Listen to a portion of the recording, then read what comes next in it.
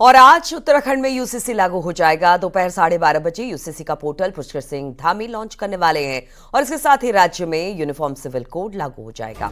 लंबे समय से यूनिफॉर्म सिविल कोड का इंतजार हो रहा था और इसके लिए नियम कायदे बन चुके थे। तो आज से यूसीसी लागू उत्तराखंड में हो रहा है। ये पहला राज्य बन जाएगा देश का। दोपहर 12:30 बजे के आसपास यूसीसी का पोर्टल लॉन्च करेंगे मुख्यमंत्री पुष्कर सिंह धामी। 27 मई 2022 को एक्सपर्ट ड्राफ्ट कमेटी बनी थी और उसके बाद धीरे धीरे कर 2 फरवरी 2024 को रिपोर्ट सौंपी गई। उसके बाद इस पर काम आगे बढ़ता गया। 8 मार्च 2024 को विधानसभा में विधेयक पास हुआ और 12 मार्च 2024 यूसीसी विधेयक को राष्ट्रपति की मंजूरी मिल गई थी। 27 मई 2022 को एक्सपर्ट ड्राफ्ट कमेटी बनाई गई और इसके बाद जिसका इंतजार था, समिति ने 2 फरवरी 2024 को रिपोर्ट सौंप दी। 8 मार्च 2024 को विधानसभा में विधेयक पास किया गया। 12 मार्च 2024 यूसीसी विधेयक को राष्ट्रपति की मंजूरी मिली और 27 मई 2022 को एक्सपर्ट ड्राफ्ट कमेटी बनाई गई और इसके बाद देखिए आज यूसीसी उत्तराखंड में लागू हो रहा है। पोर्टल लॉन्च करेंगे मुख्यमंत्री पुष्कर सिंह धामी 12:30 बजे।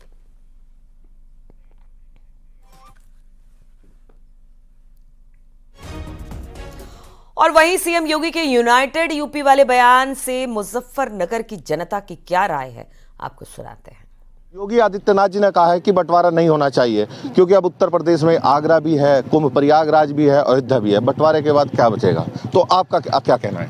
मैं तो यही कहूँगी, जो एकता होती है, जैसे कि परिवार भी होता है, कोई भी होता है, जो एक होता है, संयुक्त परिवार होता है, कुछ भी हो, बंटवारा तो होना ही नहीं चाहिए। जो एकता होती है परिवार में तो वही अच्छा होता है, बंटवारा तो होना ही नहीं चाहिए। आप क्या कहेंगे?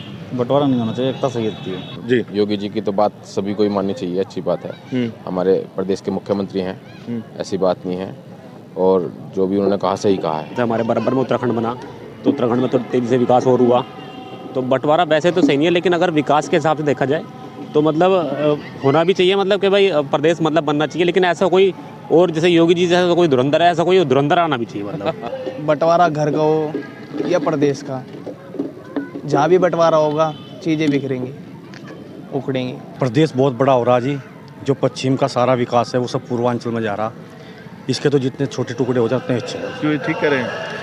देखो जी, सबकी अपनी अपनी राय है देखने में, लेकिन अगर हम इसी को ही मतलब बंटवारा ना करके इसी में हम कुछ अच्छा करें। बंटवारा नहीं होना चाहता, लेकिन जो विकास का पैसा है, इधर का पैसा इधर ही लगना चाहा, ये पूर्वमन नहीं जाना चाहता।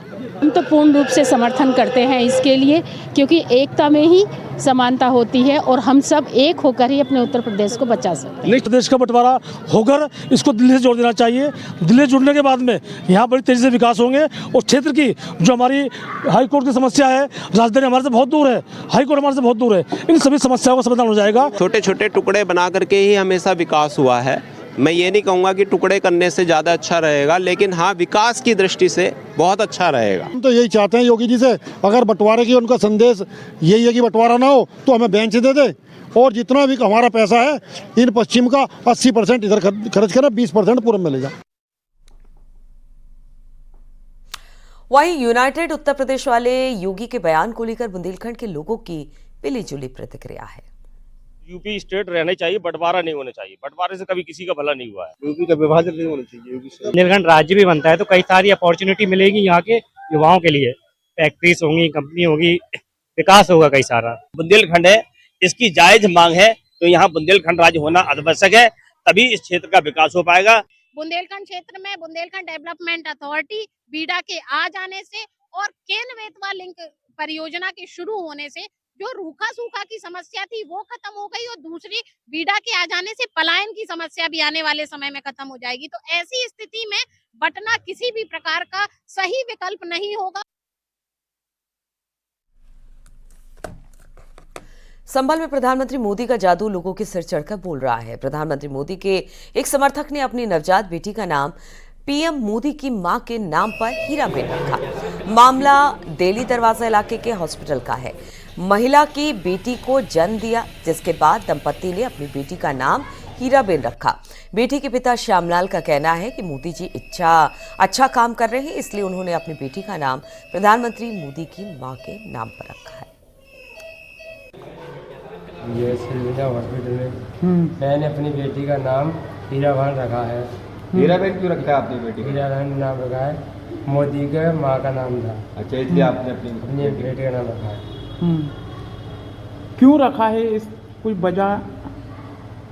मोदी जी अच्छा काम कर रहे हैं, देश को बहुत सुधार रहे हैं, इसलिए रखा है।